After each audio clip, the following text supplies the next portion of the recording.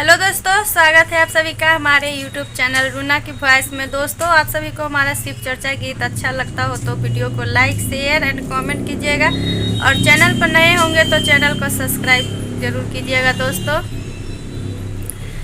नैहरावे में हो नैहरावे में, नैहरावे में हो नैहरावे में, जियरा लागे नहीं मोर नैहरावे में, जियरा लागे नहीं मोर नैहरावे में, नैहरावे में हो नैहरावे में, नैहरावे में हो नैहरावे में, जियरा लागे नहीं मोर नैहरावे में।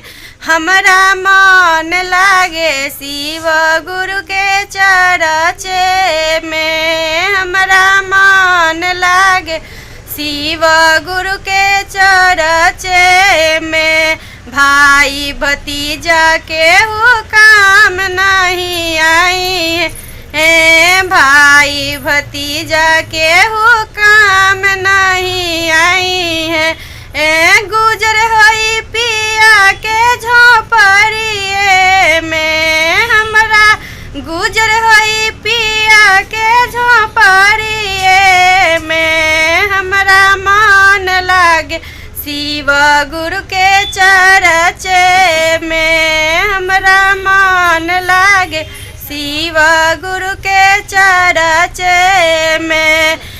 माई और बाबू के हो काम नहीं आई है, माई और बाबू के हो काम नहीं आई है। गुजर होई ससुर के झोपड़िए में, हमरा गुजर होई ससुर के झोपड़िए में।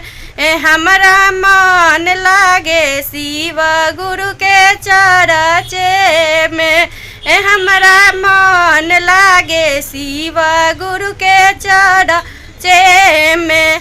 सखिया सहेलिया के हो काम नहीं आई है, सखिया सहेलिया के हो काम नहीं आई है। हमरा मन लागे गुरु और बहिना में, हमरा मन लागे गुरु और बहिना में।